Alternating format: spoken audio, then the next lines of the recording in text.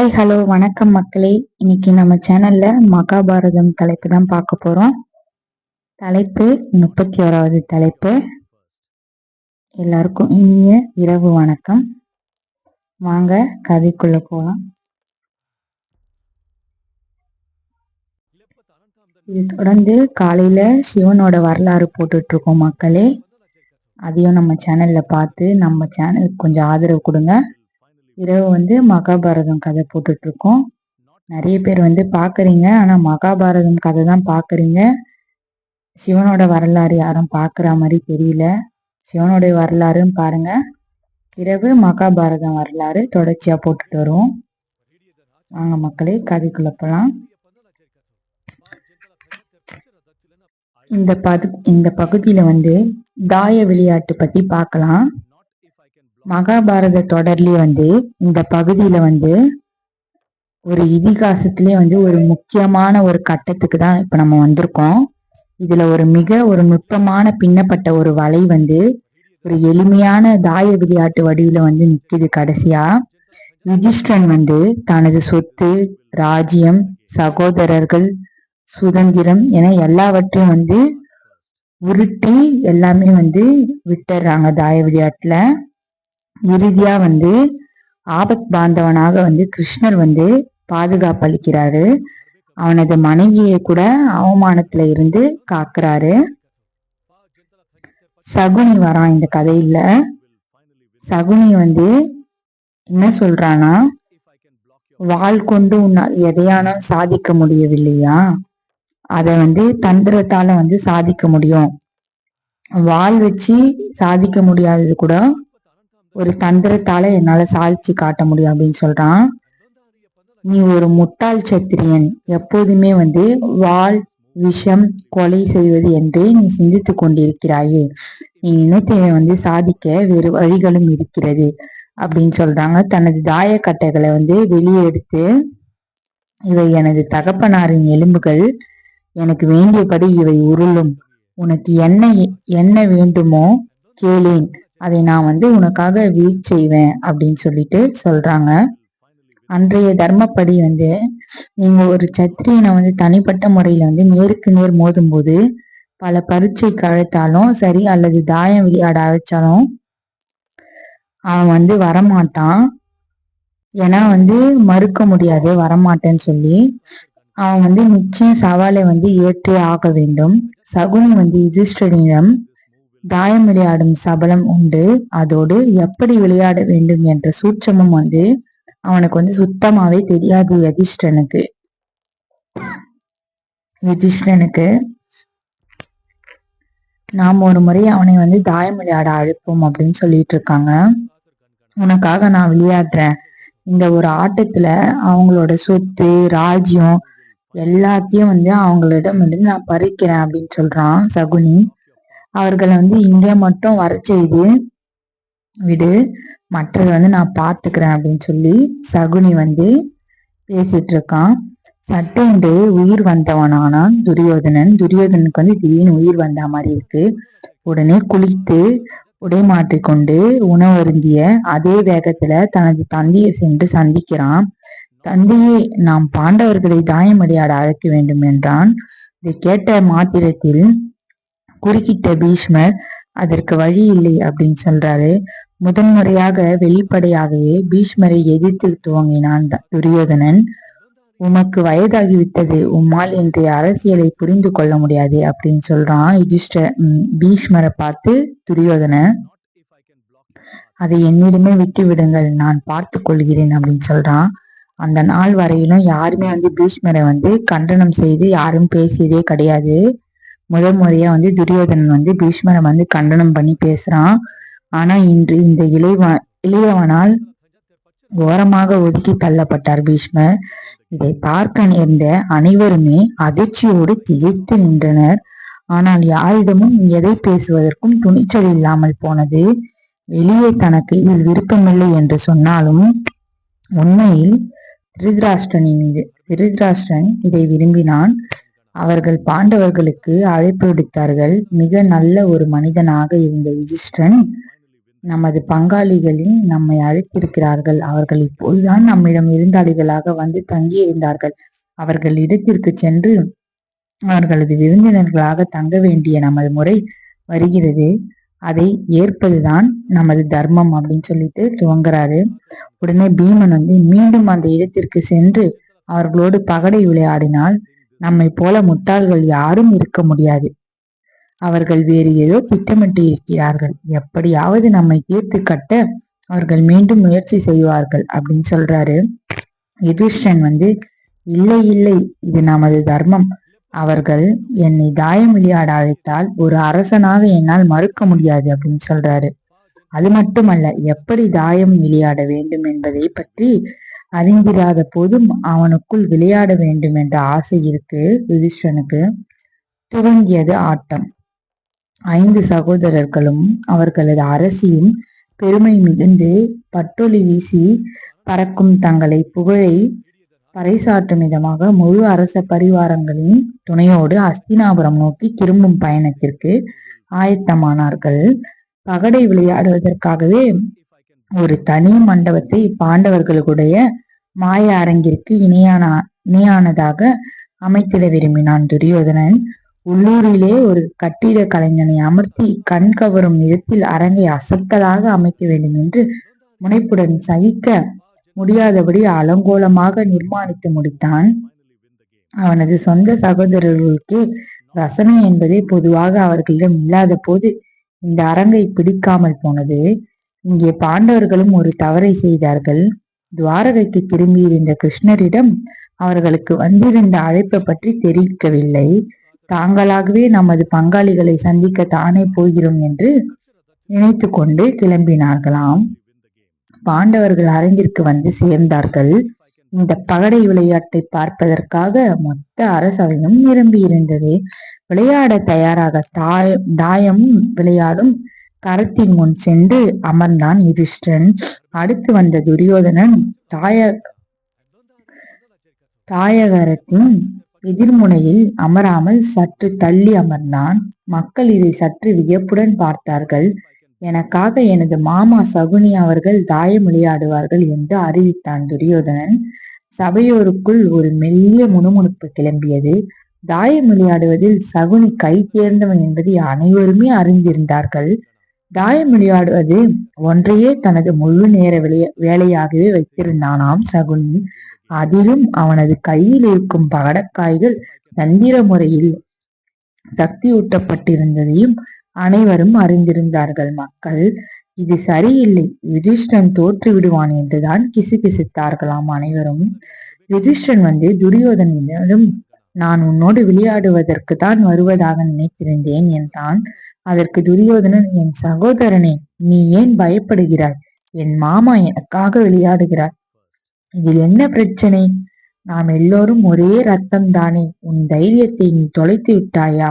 யுதிஷ்டன், இல்லை, அது பரவாயில்லை, நாம் விளையாடுவோம். அவர்கள் அவனிடம் நீ எதை பணயம் வைக்கிறாய் என்றார்களாம். யுதிஷ்டன் தனது யானைகள், தனது குதிரைகள், எல்லா விதமான பொருட்களையும் பணயமாக வைக்கின்றான். ஒவ்வொரு முறை சகுனி தாயக்கட்டையை உருட்டும் போது அவனுக்கு என்ன வேண்டுமோ அது விழுந்தது. யுதிஷ்டன் பணயம் வைத்த அனைத்தையும் இழந்தான். அரசர்கள் அடிமைகளானார்கள். திருதராஷ்டிரன் கண் பார்வை இல்லாத போதும் தனக்கு உதவியாக இருந்த சஞ்சயனை அருகில் அமர்த்தி கொண்டு விளையாட்டை நேர்முக வர்ணையாக கேட்டுக்கொண்டிருந்தான். ஒவ்வொரு முறை தாயக்கட்டை உருளும் ஓசை கேட்டதும் திருதராஷ்டிரன் ஆர்வமாக யார் ஜெயித்தார்கள் என்று கூக்குரலிட்டு கொண்டிருந்தான். ஒவ்வொரு முறையும் சகுனியே வென்று வந்தான். யுதிஷ்டன் தனது மொத்த கருவூலத்தையும் இழந்தானாம். தனது படையை இழந்தான். தனது தனிப்பட்ட ஆபரணங்களை இழந்தான். அடுத்து அவனது சகோதரர்கள் தாங்கள் அணிந்து கொண்டிருந்த ஆபரணங்களை கொடுக்க வேண்டி வந்தது. அதையும் இழந்தான். இந்த ஆபரணங்களுக்கு பொருள் மதிப்பு மட்டுமல்லாமல் அவை அவர்களது கௌரவத்தின் அடையாளமாகவும் விளங்கி வந்தது. அவற்றை இழப்பது என்பது கிட்டத்தட்ட அவர்களது மானத்தை இழப்பதை போல் இருந்ததாம். அடுத்து யுதிஷ்டன் தனது ராஜ்யத்தை பணயம் வைத்து அதையும் இழந்தான். மக்கள் நம்ப முடியாமல் பார்த்து கொண்டிருந்தார்களாம். பீஷ்மர் எழுந்து, விளையாடியது போதும், நிறுத்துங்கள் என்றாராம். துரியோதனன் குரல் உயர்த்தி அவரை அமர்த்தினான். இந்த விளையாட்டை நிறுத்த நீங்கள் வரவேண்டியதில்லை. சத்திரிய தர்மப்படி நாங்கள் இந்த விளையாட்டை விளையாடிக் கொண்டிருக்கிறோம். யுதிஷ்டனுக்கு விளையாட பயமாக இருந்தால் அவன் விலகிக் கொள்ளலாம். வேறு யாரும் நாங்கள் விளையாடுவதை தடுத்து நிறுத்த முடியாது அப்படின்னு சொல்லிடுறாரு. யுதிஷ்டனுக்கு எதை பற்றியும் பயம் இல்லையாம். உலகத்தில் எங்கே வலையை விரித்தாலும் நேராக நடந்து சென்று அதற்குள் நிற்பதற்கு யுதிஷ்டனுக்கு தெரிந்திருந்தது. ராஜ்யத்தை இழந்திருந்த யுதிஷ்டனிடம் இப்போது சகுனி ஆசை வார்த்தை காட்ட துவங்கினான். உனக்கு இன்னும் ஒரு வாய்ப்பு தருகிறேன். உனது தம்பி பீமனை பணயமாக வைத்தால் இதுவரை நீ இழந்த உனது ராஜ்யம் உட்பட அனைத்தையும் திரும்பி வென்று விடலாம் என்றானாம். முதலில் நகுலனை பணயமாக வைத்தான், இழந்தான். அடுத்து சகாதேவனையும் இழந்தான். அடுத்து அர்ஜுனனையும் இழந்தான். இறுதியாக பீமனையும் இழந்தான். மீண்டும் சகுனி தனது வேலையை துவங்கினான். இதுதான் உனது வாய்ப்பு யுதிஷ்டிரா. உன்னையே பணயமாக வைத்து நீ இழந்த அனைத்தையும் நீ வென்று விடலாம் என்றானாம். தன்னை பணயம் வைத்து தானே தாயத்தை உருட்டி தன்னையும் இழந்தான் யுதிஷ்டன். கௌரவர்கள் உற்சாக கூச்சலிட்டார்கள். இப்போது பாண்டவர்கள் நமது அடிமைகள். நாங்கள் சொல்வதை கேட்டு அவர்கள் இப்போது நடக்க வேண்டும் என்றபடியே உங்களது மேலாடைகளை அகற்றிவிடுங்கள் என்றார்களாம். இது அடிமைத்தனத்தின் அடையாளமாக இருந்தது. ஒரு அடிமைக்கு மேலாடை அணியும் அனுமதி இல்லை. பாண்டவ சகோதரர்கள் தங்களது மேலாடையை அகற்றி விட்டு அவமானத்தோடு நின்றார்கள். 15 நிமிடங்களுக்கு முன் அவர்கள் அரசர்களாக இருந்தார்கள். இப்பொழுது அவர்களது மேலாடை உருவப்பட்டு அடுத்த என்ன செய்வது என்று தெரியாமல் அடிமைகளாக நின்றார்களாம். திரௌபதியின் அவலம்.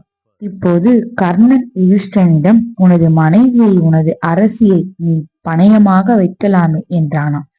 அப்போது திரௌபதி அரசவையில் இருக்கவில்லை. அது திரௌபதியின் மாதாந்திர காலமாக இருந்ததால் தனது தனிப்பட்ட குடியிருப்பில் இருந்தார். அவர்கள் யுதிஷ்டனுக்கு சபலம் மூட்டினார்கள். இதுவே உனது வாய்ப்பு. உனது ராஜ்யம், உனது சகோதரர்கள், உங்கள் செல்வங்கள் என அனைத்தையும் உன் அரசியை பணயம் வைத்து நீ வென்று விடலாம். இதில் நீ வென்றால் நீ இழந்த அனைத்தும் மீண்டும் உன்னுடையவை ஆகிவிடும். எப்படியும் நீ வென்று விடுவாய். இது உனது அதிர்ஷ்ட நேரம் என்றார்களாம். யுதிஷ்டன் தன் மனைவியையும் பணயம் வைத்து இழந்தான். குதூகலத்தில் கொக்கரித்தார்கள் துரியோதனன். திரௌபதி நமது அடிமை, அவளை இங்கே கொண்டு வாருங்கள் என்றானாம். அவர்கள் திரௌபதிக்கு செய்தி அனுப்பினார்கள். பொதுவாக அரசியின் மாளிகைக்குள் ஆண் தூதுவர்கள் அனுமதிக்கப்படுவதில்லை. அதிலும் குறிப்பாக மாதத்தின் இது போன்ற நாட்களில் கட்டாயமாக அனுமதிக்கப்படுவதே இல்லை. செய்தி கொண்டு சென்றவன் திருப்பி அனுப்பப்படவே துரியோதனன் தனது சகோதரன் துச்சாதனிடம் என்னால் வர முடியும் என்று சொல்வதற்கு அவள் யார்? அவளை இங்கே கொண்டு வா என்கிறானாம். துச்சாதனன் சென்றான். கதவுகளை உடைத்து திறந்தான். அந்த புறத்திற்குள் நுழைந்து வா என்றான். எனது மாளிகைக்குள் நுழைய என்ன தைரியம் உனக்கு என கேட்ட திரௌபதியின் கூந்தலை பற்றி இழுத்துச் செல்ல துவங்கினான் துச்சாதனன். திரௌபதியின் ஆடையில் ரத்தம் தோய்ந்தது. நான் ஒற்றை ஆடையில் இருக்கேன். நான் இந்த நிலையில் இருக்கையில் என்னை நீ எப்படி தொட முடியும்? என்ன தைரியத்தில் நீ என்னை இழுத்துச் செல்கிறாய் என்கிறாளாம். அது ஒரு பொருட்டில்லை, நீ எங்கள் அடிமை என்றபடியே துச்சாதனன் அரண்மனையில் தாழ்வாரங்களின் வழியாக தொடர்ந்து திரௌபதியின் தலைமுடியை பிடித்து இழுத்தபடி அரசவைக்குள் கொண்டு சென்றான். சிலர் எழுந்து நின்று இது தர்மம் இல்லை, இதற்கு முன் ஒரு அரசனின் அரசவையில் இது போன்று எந்த ஒரு பெண்ணும் நடத்தப்பட்டது இல்லை என்றார்களாம். ஆனால் துரியோதனன் இதுதான் சட்டம், அவள் ஒரு அடிமை, எனக்கு எப்படி வேண்டுமோ அப்படி அவளை நான் நடத்துவேன் என்கிறான். கடும் சீற்றத்துடன் எழுந்து அமர்ந்த திரௌபதி பீஷ்மரை பார்த்து தலையிடுமாறு கெஞ்சினான். ஆனால் பீஷ்மர் தலை குனிந்து அமர்ந்திருந்தான். பிறகு திரௌபதி யுதிஷ்டன் முதலில் என்னை பணயம் வைத்தானா அல்லது தன்னை பணயம் வைத்தானா என்று கேட்டாள். அவர்கள் யுதிஷ்டன் அவனையே முதலில் பணயம் வைத்தான் என்று பதில் தந்தார்களாம். அதற்கு திரௌபதி அப்படி தன்னை முதலில் பணயமாக வைத்து இழந்து விட்டான் என்றால் ஏற்கனவே அவன் அடிமையாக இருக்கையில் என்னை வைத்து சூதாட அவனுக்கு எந்த உரிமையும் இல்லை. மக்கள் தர்மத்தின் நாயகரான பீஷ்மரை பார்த்து தர்மத்தை தெளிவுபடுத்த கேட்டார்கள். யுதிஷ்டன் ஏற்கனவே தன்னை இழந்த நிலையில் அவன் மனைவியின் வாழ்க்கையை எப்படி சீரழிக்க முடியும் என்று கேட்டார்கள். தர்மப்படி ஒரு அடிமைக்கும் தன் மனைவி மீது உரிமை இருக்கிறது. எனவே அடிமையாக இருந்தாலும் தன் மனைவியை பணயமாக வைத்து சூதாட அவனுக்கு உரிமை இருக்கிறது என்று உணர்ச்சி இல்லாத குரலில் தர்மத்தை வார்த்தைகளில் உதித்தாராம் பீஷ்மர். மனிதர்களின் நல்வாழ்வுக்காக உருவாக்கப்பட்ட சட்டங்களை தொழில்நுட்ப ரீதியாக துல்லியமாக நிலைநாட்ட வேண்டும் என்ற நோக்கத்தில் மனித நேயத்தை தொலைக்கும் சூழ்நிலை அங்கே உருவானது. அங்கே என்ன நடந்தேறியதோ அது மிக கொடூரமான காட்சியாக இருந்தது. இதுவரை நடந்தது போதாது என்பதை போல் அவர்கள் திரௌபதியை விமர்சிக்க துவங்கினார்களாம். பண்டைய கால சட்டப்படி ஒரு அரசன் அல்லது ஒரு சத்திரியனுக்கு குழந்தைகள் இல்லை என்றால் தன் கணவனின் அனுமதியுடன் அந்த மனைவி மற்ற ஆடவர்கள் மூவர் மூலமாக குழந்தைகளை பெற்றுக்கொள்ள முடியும். ஆனால் அவள் ஐந்தாவதாக ஒரு ஆடவனிடம் சென்றால் வேசியாக கருதப்படுவாள். கர்ணன் திரௌபதியை அவமானம் படுத்தும் விதமாக, இவள் 5 ஆடவர்களுடன் வாழ்கிறாள், இவள் அரசி அல்ல, வேசி, நாம் இவளை என்ன வேண்டுமானாலும் செய்யலாம் என்றபடியே திரௌபதியிடம் திரும்பி, ஏன் 5 மட்டும், இப்போது உனக்கு 100 பேர் இருக்கிறார்கள் என்றானாம். கிருஷ்ணரின் பாதுகாப்பு. அடுத்து துரியோதனன், வா பாஞ்சாலி, என் மடியில் வந்தமர் என்றான். ஆவேசமடைந்த பீமன், இன்று உனது தொடையை தட்டி பாஞ்சாலியை அங்கே வந்து அமர் என்கிறாய், ஒரு நாள் நான் உனது தொடையை பிளந்து உன்னை கொள்வேன் என்றானாம். எதிர்த்தரப்பிலிருந்து கொள்வதை பற்றி பிறகு பேசலாம், இப்போது இவள் உடைகளை களைவோம் என்றார்களாம். திரௌபதி அணிந்திருந்த ஒற்றை ஆடையும் உருவச் சென்றான் துச்சாதனன். அந்த சூழ்நிலை நாகரிகத்தில் இருந்து அநாகரிகமான கொடுமையாக மாறியது. அங்கே இருந்தவர்கள் மிருகங்களாக மாறினார்கள். அனைவராலும் கைவிடப்பட்டவளாகவும் கோபத்திலும் தகித்து கொண்டிருந்தாள் திரௌபதி. ஆனால் ஏற்கனவே திரௌபதிக்கு கொடுத்திருந்த வாக்கின்படி அவளை பாதுகாத்த கிருஷ்ணர் தனது வழியில் செயல்பட்டு அவளது ஆடைகள் அகற்றப்படாமல் இருப்பதை உறுதி செய்தாராம். இந்த அதிசயம் தங்கள் கண்முன் நடப்பதை பார்த்தவர்கள் அவர்கள் நோக்கம் முடிந்தவரை சென்று பார்த்து விடுவது என்பதாக இருந்தாலும் அவர்களால் முடியவில்லை. திருதராஷ்டிரனின் இதயத்தை பயம் அடைத்தது. இது மொத்தமும் நடந்து கொண்டிருக்கையில் அமைதியாக பார்த்து கொண்டிருந்த திருதராஷ்டிரன் முதல் முறையாக எழுந்து, இதோடு விளையாட்டு முடிந்தது. விளையாட துவங்குவதற்கு முன் யார் யாருக்கு எது சொந்தமாக இருந்ததோ அது அவர்களுக்கே மீண்டும் சொந்தமாகும். இப்பொழுதும் யுதிஷ்டன் தான் இந்திர பிரதேசத்திற்கு அரசன். அவர்கள் தக்க மரியாதையோடு திரும்பச் செல்லலாம் என்றானாம். துரியோதனன், கர்ணன், துச்சாதனன் மற்றும் அவர்களது மொத்த கூட்டமும் கடும் கோபமுற்றனர். துரியோதனன் சபையில் இருந்து வெளியேறினான். பாண்டவர்களுக்கு அவர்களது அரசு, அவர்களது சுதந்திரம், அவர்களது செல்வம் என அனைத்தும் கிடைத்து விட்டது. ஆனால் அடைந்திருந்த அவமானத்தின் சுமை அகலாமல் அவர்களிடமே எஞ்சி இருந்தது.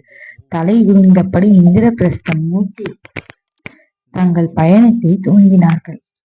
சகுனி, கர்ணன் மற்றும் துரியோதனனும் சேர்ந்து உடனடியாக திருதராஷ்டிரனை தனியாக அழைத்துச் சென்று,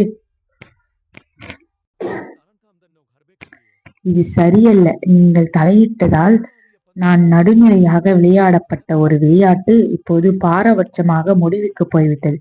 அவர்களை இன்னும் ஒரே ஒரு முறை மட்டும் விளையாட நாம் அழைக்க வேண்டும். அதற்கு இவை மட்டும்தான் நிபந்தனை. அவர்கள் வென்றால் நாம் கானகம் செல்ல வேண்டும்.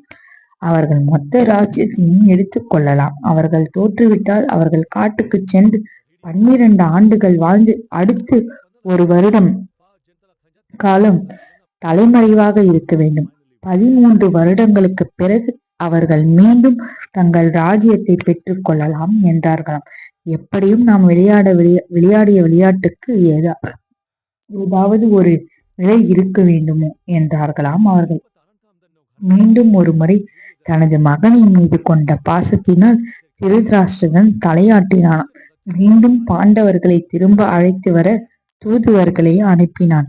மற்ற 4 சகோதரர்களும் ஆரம்பத்தில் திரும்பவும் செல்வதற்கு மறுத்தார்கள். ஆனால் யுதிஷ்டன், இதுதான் தர்மம், அவர்கள் நம்மை மீண்டும் அழைக்கிறார்கள் அல்லவா, நாம் செல்ல வேண்டும், திரும்பி சென்றார்களாம். அனைவரும் எதிர்பார்த்தபடியே விளையாட்டில் தோற்றான். அனைத்தையும் இழந்தவர்களாக தங்களது அரச உடைகளை கைவிட்டு சாதாரண ஆடைகளை அணிந்து அவர்கள் கானகம் கிளம்பினார்களாம். இன்னைக்கு 31வது தலைப்பு நிறைவடைஞ்சிருச்சு மக்களே. நாளைக்கு இதை தொடர்ந்து நம்ம 32வது தலைப்பை பார்க்கலாம். நம்ம சேனலை லைக் பண்ணுங்க, ஷேர் பண்ணுங்க, சப்ஸ்கிரைப் பண்ணுங்க, ஃபாலோ பண்ணுங்க, கூடவே கமெண்ட்ஸ் பண்ணுங்க மக்களே. நம்ம சேனலுக்கு கொஞ்சம் ஆதரவு தெரியும் மக்களே. தினமும் ஒரு சப்ஸ்கிரைப் பண்ணீங்கன்னா கூட போதும் மக்களே. பார்க்குறவங்க நன்றி, வணக்கம் மக்களே.